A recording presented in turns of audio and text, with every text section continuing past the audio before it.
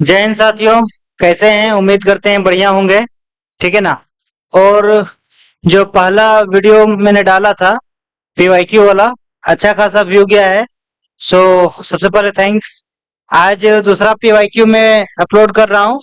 सो उम्मीद करते हैं कि आप लोग इसी तरह मतलब वॉच कीजिएगा और इसको लाइक कमेंट सब्सक्राइब भी कीजिए, तो शेयर भी कीजिए। और हर एक दिन आपको मॉर्निंग 9 बजे में आपको वीडियो मिल जाएगा। तो आपका स्वागत करता हूं एचटीएल क्लासेस में, जो चास चास बोकारो में स्थित है। ठीक है। और आपको ऑफलाइन क्लास के लिए हमारे offline centre Chas Bokaro एचटीएल classes में आना होगा। और आपको किसी भी तरह का कोई दिक्कत है तो इस नंबर में कांटेक्ट कर सकते हैं। तो चलिए शुरुआत करते हैं आज का पहला क्वेश्चन से। तो आज का पहला क्वेश्चन ये है कि जो प्रीवियस ईयर का क्वेश्चन पेपर है, निम्नलिखित में से भारत के पहले कानून मंत्री कौन थे? Who among the following was the first law minister of India? तो क्या क्वेश्चन पूछ रहा है? फर्स्ट लॉ मिनिस्टर है ना, भारत का पहला कानून मंत्री। तो हम सब जानते हैं भारत का पहला कानून मंत्री बी आर अंबेडकर थे। चलिए नेक्स्ट देखते हैं कि मतलब भारत का पहला कौन मंत्रालय किनके पास था, वो भी थोड़ा देख लेते हैं। पहले प्रधानमंत्री के रूप में हम लोग जानते हैं जवाहरलाल नेहरू। ठीक है ना। यहाँ पर कुछ डबल टैप करके आ गया, कोई दिक्कत नहीं। जवाहरलाल नेहरू। ठीक है। पहला कानून मंत्री जो क्वेश्चन पूछा गया था बी आर अंबेडकर। तीसरा क्वेश्चन पूछ सकता है फर्स्ट होम मिनिस्टर यानी पहला गृह मंत्री, तो कौन थे? वल्लभ भाई पटेल। तीसरा क्वेश्चन नेक्स्ट बन सकता है क्वेश्चन कि फर्स्ट डिफेंस मिनिस्टर। जैसे आर्मी का एग्जाम का आप लोग तैयारी कर रहे हैं तो डिफेंस से रिलेटेड अच्छा खासा क्वेश्चन पूछा जाता है, तो ये क्वेश्चन पूछा जा सकता है कि पहले रक्षा मंत्री कौन थे। तो याद रखिएगा बलदेव सिंह। वर्तमान में रक्षा मंत्री कौन है, आप कमेंट बॉक्स में हमें बताएं। नेक्स्ट क्वेश्चन बन सकता है कि पहले प्रधान फाइनेंस मिनिस्टर, सॉरी, फर्स्ट वित्त मंत्री, पहले वित्त मंत्री या फर्स्ट फाइनेंस मिनिस्टर कौन थे? तो आर के सन्मुखम सेठी। फर्स्ट एजुकेशन मिनिस्टर यानी कि पहले शिक्षा मंत्री कौन थे? तो अबुल कलाम आजाद। फिर नेक्स्ट क्वेश्चन बन सकता है कि पहले विदेश मंत्री कौन थे? First external affair minister. तो आपको जवाब देना होगा जवाहरलाल नेहरू। और वर्तमान में कौन कौन ये सब मंत्रालय किनके पास है, आप कमेंट बॉक्स में हमें बताएं। नेक्स्ट क्वेश्चन ये अवार्ड से क्वेश्चन पूछा जाता है, लास्ट क्लास में भी बताए थे। तो ये क्वेश्चन पूछा गया था ज्ञानपीठ पुरस्कार के पहले प्राप्तकर्ता कौन थे, यानी कि ज्ञानपीठ पुरस्कार who was the first recipient of the Jnanpith award. तो कौन थे? तो हम सब जानते हैं जी शंकर कुरूप। जी शंकर कुरूप फर्स्ट, इन्हीं को पहला ज्ञानपीठ पुरस्कार मिला था। इनके बारे में देख लेते हैं और ज्ञानपीठ पुरस्कार के बारे में भी थोड़ा देख लेते हैं, है ना। तो ज्ञानपीठ पुरस्कार हम सब जानते हैं कि यह साहित्य के क्षेत्र में सबसे बड़ा सम्मान है। ये पहला पॉइंट याद रखना है ज्ञानपीठ पुरस्कार के बारे में। और दूसरा पॉइंट ये याद रखना है कि ये 1961 में स्थापित किया गया था, मगर 1965 से ये दिया जा रहा है। और ये भारतीय भाषाओं के लेखकों को उनके उत्कृष्ट साहित्य योगदान के लिए दिया जाता है। नेक्स्ट पॉइंट ये है कि मतलब जान ही रहे हैं कि ये दिया जा रहा है कब से, तो 1965 में। ये भी क्वेश्चन पूछा जा सकता है कि पहला ज्ञानपीठ पुरस्कार प्राप्त करता है ना जी शंकर कुरूप जो थे, उन्हें कब ज्ञानपीठ पुरस्कार मिला, उनका ईयर पूछा जा सकता है। तो ये दिया जा रहा है 1965 से। इसका स्टेब्लिश हुआ था ये पुरस्कार 1961 में, हालांकि मगर दिया जा रहा है 1965 से। तो ये याद रखना 1965। इसके मतलब ये पुरस्कार में क्या क्या मिलता है ये भी चीज पूछा जा सकता है, तो इसको भी देख लेते हैं। 11 लाख की नगद राशि दिया जाता है। एक सरस्वती जी को कांस्य प्रतिमा का सरस्वती जी का एक कांस्य प्रतिमा दिया जाता है, ठीक है ना, और एक प्रशस्ति पत्र दिया जाता है। और ये भी याद रखिएगा कि 2025 में, है ना, 60वां ज्ञानपीठ पुरस्कार आर वैरा मुत्थु को दिया गया है, ठीक है। चलिए नेक्स्ट क्वेश्चन ये है कि हिमालय की सबसे उत्तरी श्रृंखला, है ना, हिमालय की सबसे उत्तरी श्रृंखला यानी कि the north most range of the Himalayas किस रूप में या किस अन्य नाम से जाना जाता है? तो हम सब जानते हैं इसका आंसर क्या हो जाएगा, हिमाद्री। क्या हो जाएगा, हिमाद्री। तो इसके बारे में थोड़ा देख लेते हैं। हिमाद्री जो है ना, हिमालय की सबसे उत्तरी और सबसे ऊंची श्रेणी है। हिमाद्री क्या है, हिमालय की सबसे उत्तरी नॉर्थ में और सबसे ऊंची श्रेणी है, रेंज है, ठीक है ना, जिसे ग्रेटर हिमालय भी कहा जाता है। इस चीज को ध्यान रखिएगा, जिसे क्या कहा जाता है, हिमाद्री को ग्रेटर हिमालय। और इसमें माउंट एवरेस्ट जो सबसे ऊंची चोटी है, माउंट एवरेस्ट, ये ग्रेटर हिमालयन में ही है। नेक्स्ट, तो हम कोशिश करते हैं कि मतलब आपका एमसीक्यू के साथ उससे बनने वाला और जितने भी एमसीक्यू हो सकता है या और जितने भी मतलब क्वेश्चन बन सकता है, हम कोशिश करते हैं वो भी साथ ही साथ कवर हो जाए। कुछ कॉन्सेप्ट भी बता रहे, तो आप इसी तरह वीडियो को लाइक कमेंट शेयर करते रहें। धन्यवाद। तो नेक्स्ट क्वेश्चन क्या है कि राज्यसभा को राज्यों का देश भी कहा जाता है, यानी कि the Rajya Sabha is also called the of state. तो राज्यसभा को किस अन्य नाम से जाना जाता है? और तो परिषद भी कहा जाता है, यानी काउंसिल भी। राज्यसभा को राज्यों का काउंसिल भी कहा जाता है। राज्यसभा को क्या कहा जाता है? राज्यों का काउंसिल भी कहा जाता है। चलिए इसके बारे में देख लेते हैं। तो राज्यसभा को राज्यों का क्या कहा जाता है? परिषद क्या कहा जाता है। फर्स्ट पॉइंट ये है, ठीक है। नेक्स्ट पॉइंट इससे ये बन जाएगा, काउंसिल ऑफ स्टेट भी कहा जाता है।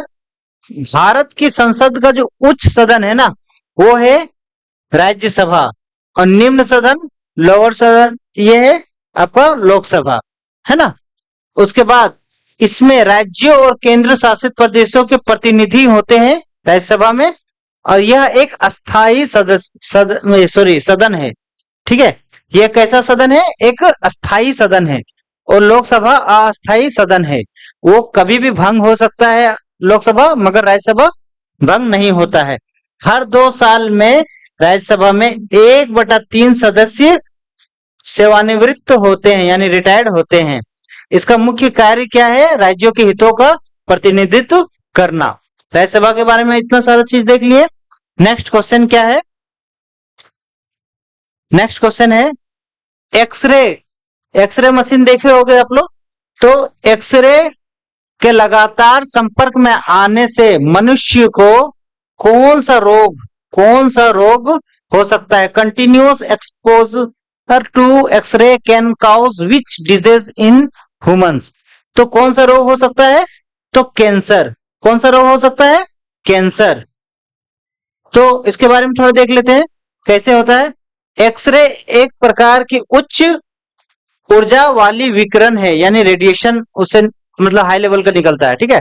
अधिक या लगातार संपर्क में से कोशिका जो होता है, जिस वो कोशिकाओं का नुकसान होता है उससे, और इससे डीएनए में परिवर्तन होता है, म्यूटेशन हो सकता है।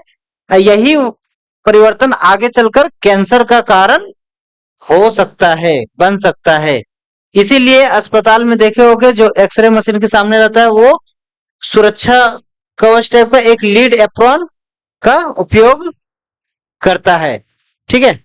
नेक्स्ट क्वेश्चन क्या है? ध्वनि यानी कि साउंड, है ना। ध्वनि यानी कि साउंड किस माध्यम से मतलब ध्वनि की चाल किस माध्यम में सर्वाधिक होता है? तो यहाँ 4 माध्यम दिया है। ठोस, गैस, तरल, निर्वात यानी सॉलिड, गैस, लिक्विड और वैक्यूम। कौन सा मीडियम में मतलब ध्वनि का जो स्पीड होता है ना, ट्रेवल्स होता है, साउंड ट्रेवल्स होता है, वो फास्ट होता है।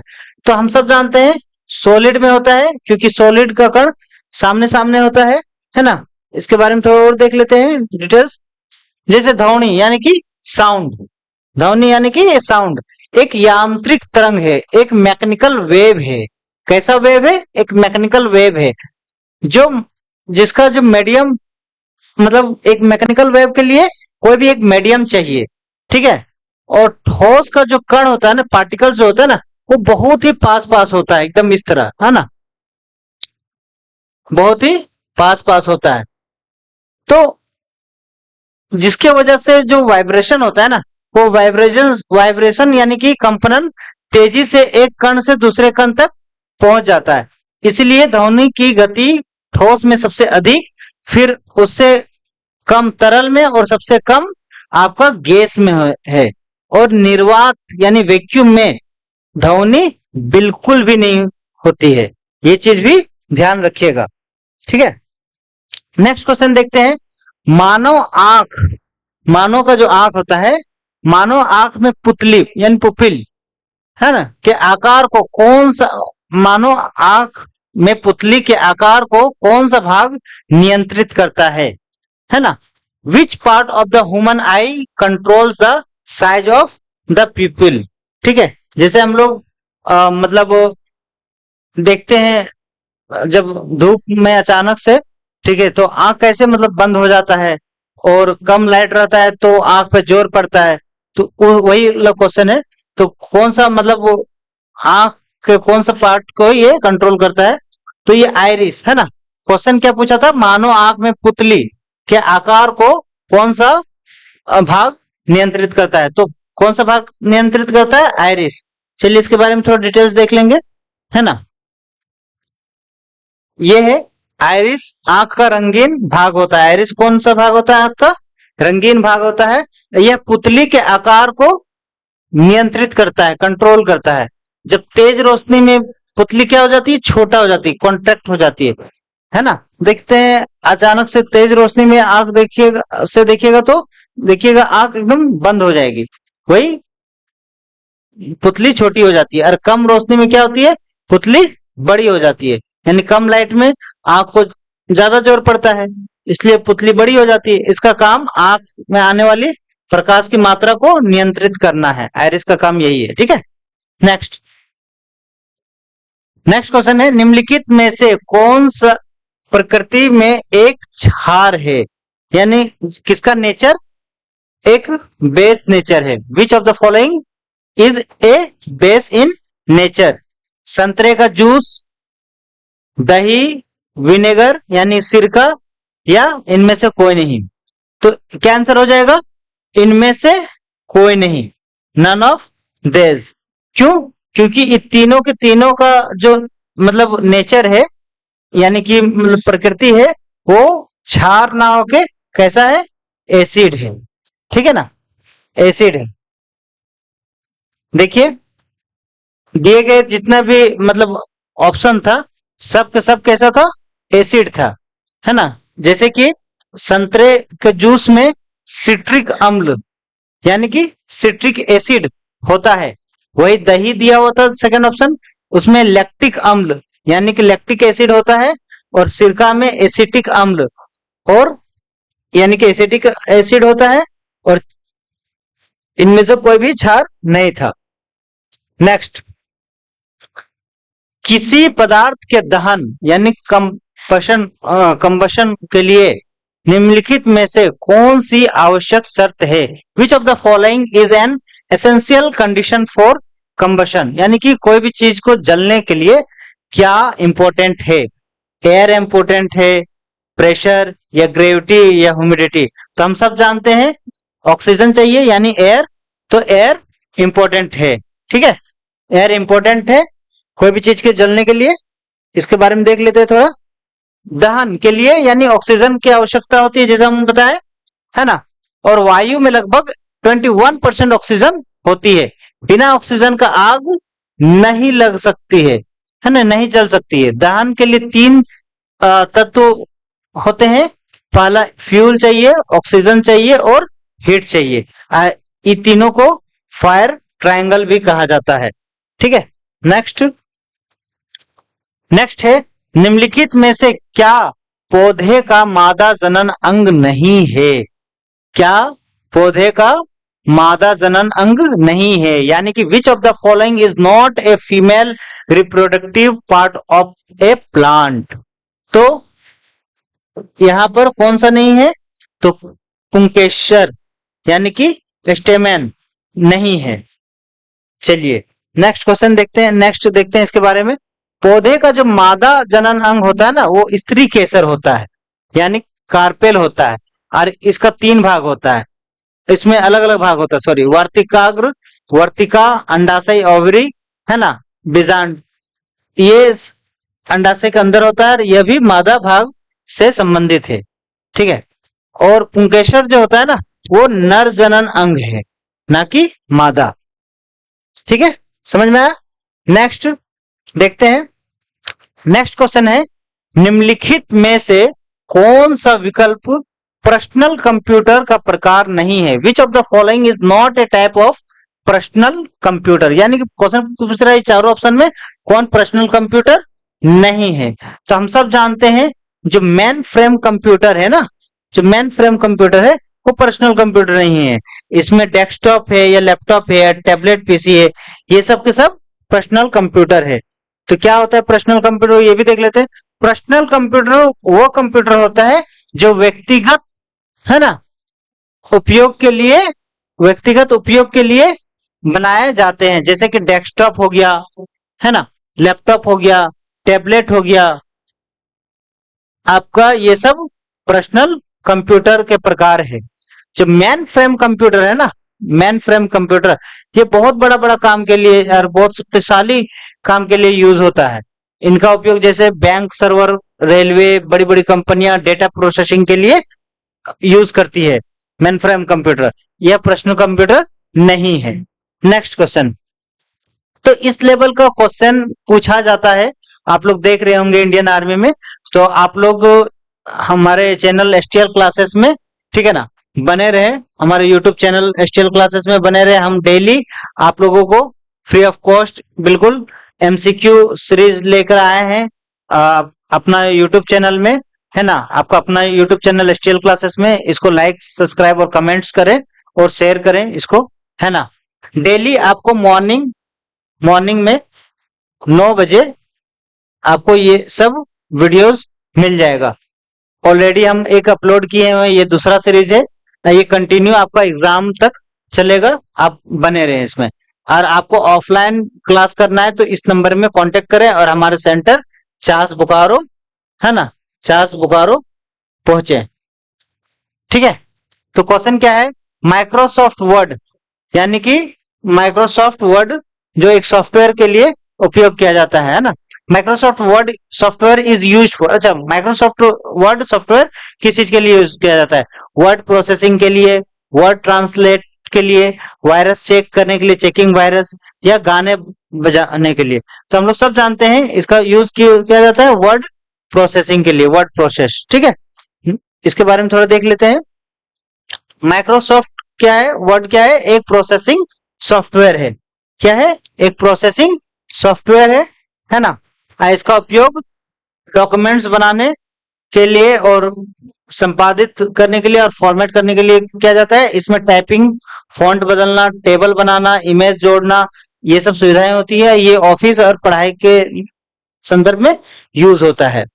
ठीक है, नेक्स्ट क्वेश्चन देखते हैं, निम्नलिखित में से कौन सा विकल्प ऑपरेटिंग सिस्टम का उदाहरण नहीं है? Which of the following is not an example of an operating system? कौन एग्जाम्पल नहीं है?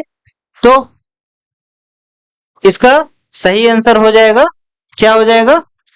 MS word.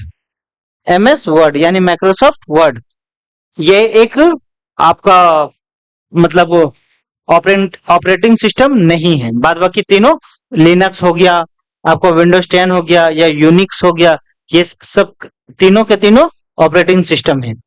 ठीक है। ऑपरेटिंग सिस्टम क्या होता है ये भी देख लेते हैं थोड़ा, है ना। ऑपरेटिंग सिस्टम यानी कि कंप्यूटर का जो सॉफ्टवेयर होता है ये हार्डवेयर को कंट्रोल करता है ना, ये हार्डवेयर को कंट्रोल करता है। लिनक्स, विंडोज 10, यूनिक्स, ये सब क्या है, ऑपरेटिंग सिस्टम है। और एमएस वर्ड क्या है, एक एप्लीकेशन सॉफ्टवेयर है। ठीक है। नेक्स्ट नेक्स्ट क्वेश्चन ये है, निम्नलिखित विकल्पों में से सबसे सामान्य पॉइंटिंग इनपुट डिवाइस, है ना, मतलब क्या है, identify the most common pointing input device, जो एकदम सामान्यतः हम लोग को इनपुट डिवाइस क्या है, तो क्या है इसमें से, माउस। क्या हो जाएगा, माउस। ये एक जनरली हम लोग का इनपुट डिवाइस है। ठीक है। माउस एक पॉइंटिंग इनपुट डिवाइस है। ठीक है। और इसका उपयोग स्क्रीन पर कर्सर को नियंत्रण करने के लिए किया जाता है। जैसे हम लोग लैपटॉप चलाते हैं तो कर्सर को नियंत्रण करने के लिए माउस को यूज करते हैं। इससे हम क्लिक कर सकते हैं, ड्रैग कर सकते हैं, सिलेक्ट कर सकते हैं, ये सब काम कर सकते हैं। कीबोर्ड इनपुट देता है लेकिन पॉइंटिंग डिवाइस नहीं है ना। अब माउस क्या है, एक पॉइंटिंग डिवाइस है। और स्कैनर और प्रिंटर ये सब क्या है, स्कैनर इनपुट डिवाइस है, प्रिंटर आपका आउटपुट डिवाइस है। ठीक है।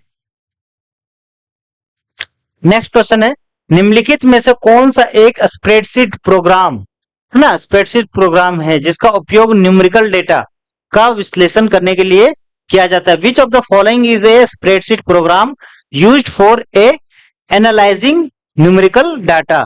तो कौन सा है, तो हम सब जानते हैं इसका सही आंसर क्या हो जाएगा, एमएस एक्सेल, माइक्रोसॉफ्ट एक्सेल।